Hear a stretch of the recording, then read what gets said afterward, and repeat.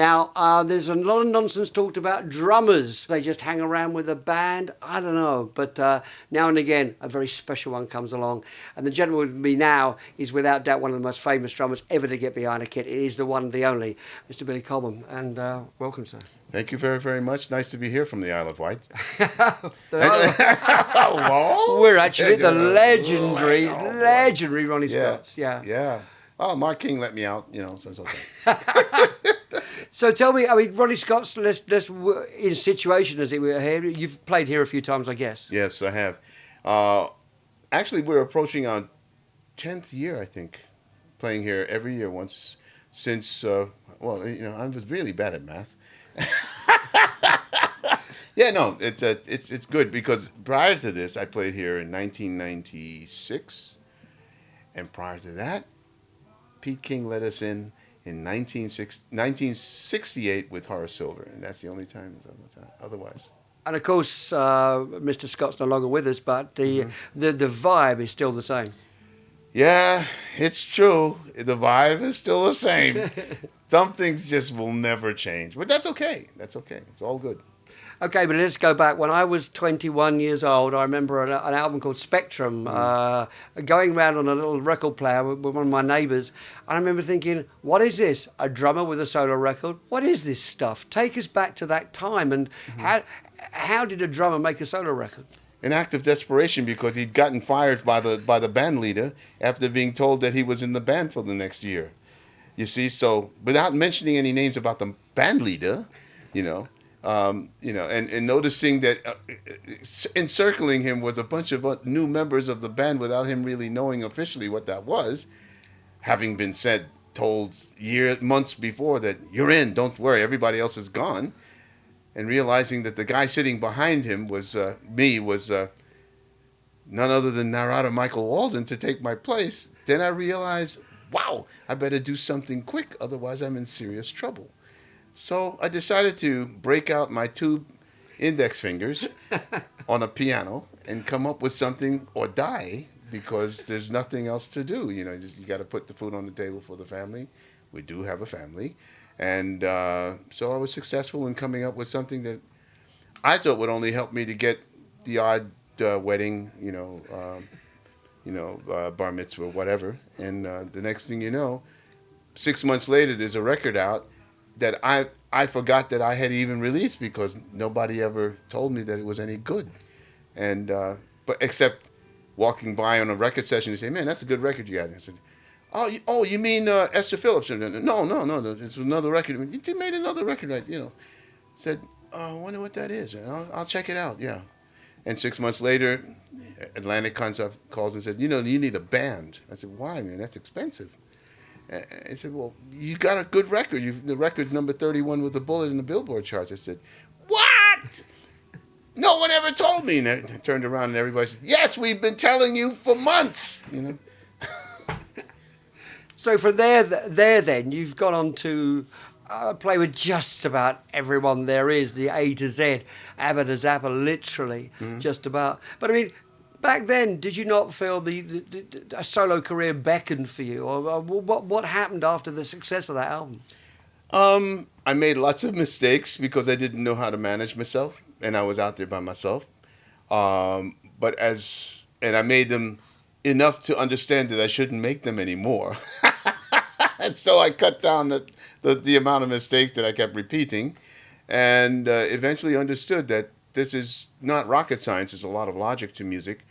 You have to come up with product. You have to have a team, which I've only recently, within the last 15 or 20 years, come together with people who support you and help you to see your way. And because it's not rocket science, it's logic, but things have to work in a certain cycle, a certain way, one thing after the other. And if you don't get it right, it can throw you a bit. And so learning this, amongst other things, to think in a healthy way, because a lot of things that are happening with music happen off stage. And if you are sincere to your environment, to your social environment, and you do the things that will help you to get from one day to the next, chances are you're going to play pretty well. But you have to respect what you do, and that's what that's all about. You played, as I say, with just about everyone worth mentioning.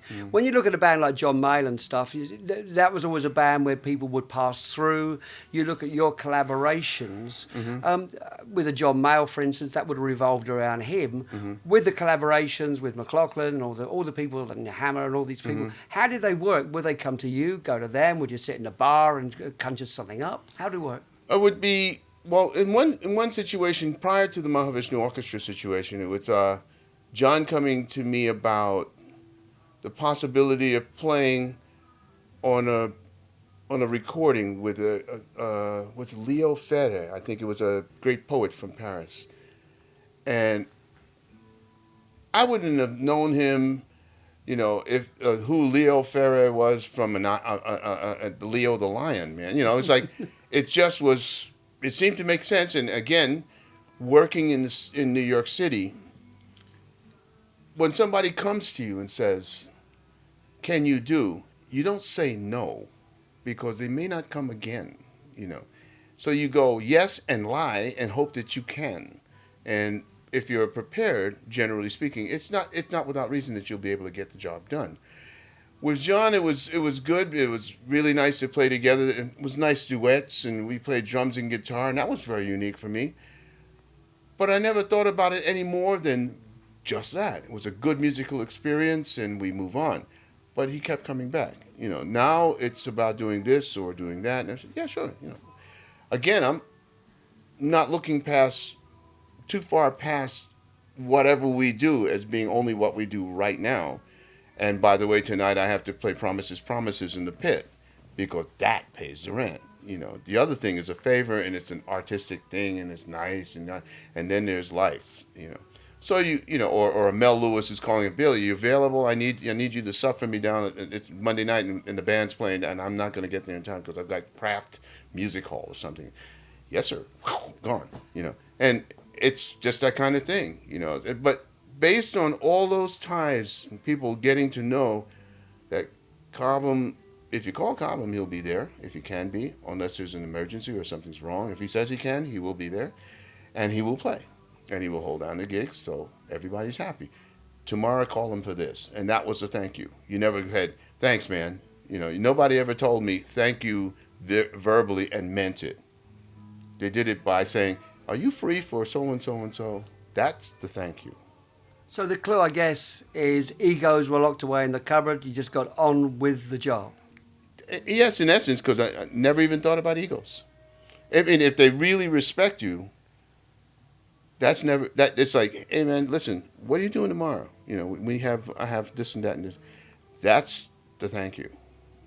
You see, the other stuff, when they say thank you, that's when the egos are out. Yeah. Where egos, you go, as they say. But talking to supergroups, one can't help but mention the late Jack Bruce and your collaboration with him. Tell us, how did you come upon him? He came upon me. Actually, what happened was he was playing with Tony at Count Basie's, which is up in Harlem, with Tony Williams, Emergency. No, it was with Lifetime, and it was with McLaughlin, Jack, and Tony. It was trio. And that was rocking. Okay, so done. It's Tony. It's like three bulls in the china shop. Like they're just tearing the place apart. And that was fine by me at the time. Next thing I know, I'm on a tour with McLaughlin, Stu Goldberg, and Jack. And Jack is singing, and we had a ball. We had a really good time. And I thought, well, okay, we did it again. We move on. No big deal. Out of the blue, 1980, 81, Jack calls me up and says, man, would you play in my band? I'm going to do some touring with Clem Clemson, David Sanchez. And I said, yeah. He said, yeah, can even do one or two of your tunes. I said, no, don't, it's okay. I'll just come to play. But we ended up doing like Stratus or Red Baron, whatever it was. But what we did do was Bird Alone and things like this, and that was off the hook, and as far as I'm concerned, it was one of the greatest experiences I've ever had. primarily because I saw Jack Bruce as one of the greatest rock and roll singers I've ever come across, and then a bass player. For me, his voice, his lyricism, just the way that he projected his feelings from the piano, and vocally, it was just, that's special, man. That's way, way, way, way super special. I remember it was quite a shock as a youngster discovering that Eric Clapton was not actually singing all the time, and it was this Scottish guy. Yes, but I mean, I'd take either one of them, no problem. But the Scottish guy, I'm much more familiar with. He knocked me out. Jack the Bruce, for every imperfection he had, but he was great, So, Billy, life goes on, and of course you're still doing this thing. So, I guess the question you've been asking me, what motivates you at your still young age to do this stuff? You could be at home, you could be on the ranch if you got one. But if you're at home, you're not doing anything except being at home. And you're in neutral mode. You're just sort of with nothing to do, really. That's not what music's about for me. I can't be at home waiting for something to happen. I have to be at home making something happen for the future. So that means that if I'm home, I'm thinking, what happens next week or the next days? What am I going to do? Action is very, very important. So being at home, you're in vacation mode. You're digesting what you've done. You are also creating something for the future. On the road is where you put that stuff to test, and that's what it's all about. Always doing it. Got to ask you, of the drummers of the current crop, anyone that takes you and gives you that little goosebump? Of the current crop right now, and he's still of the current crop as far as I'm concerned, because he's much younger than me, and that's Dennis Chambers. He's just gotten a full, bill of health, so he'll be back up and running real shortly, and that's very, very important because he took a hard knock, working too hard, and so I just found out from him literally today that he's able to work again, because we've got a few projects that I'm including him in. The other person that stays close to me when it comes to playing the drums is a piano player named Gary Husband. And so those two guys are my side. They hold me up. Whenever I have a problem, I tend to run to them and say, listen, you need to fill in. I need to do this or that if it can. Dennis is more available now than he ever was before. And I think his talents will be better used than where he was. I mean, with all this due respect to Santana and all of that, that's not Dennis Chambers, but that's just my opinion. He can do a lot more than that. And so he'll be moving around a bit more. I expect to see him more with Stern and Scott Henderson and all of that. That's more like where he should be. So Billy Cobham, 42 years on. What about Spectrum, the follow-up album? Spectrum 40 will be released in April.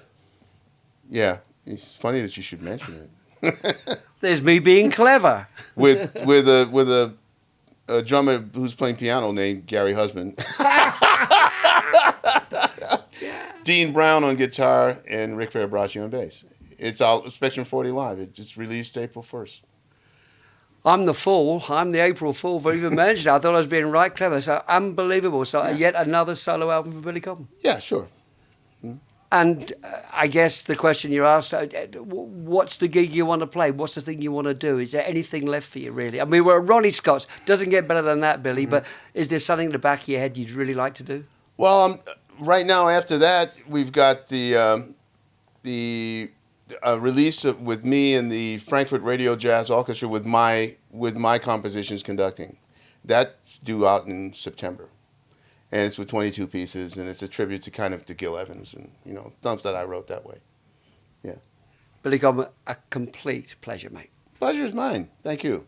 Thanks indeed. Billy Cobham here on ME1 TV, Steve Blacknell with the legend that is Billy Cobham at Ronnie Scott's, and we'll see you soon.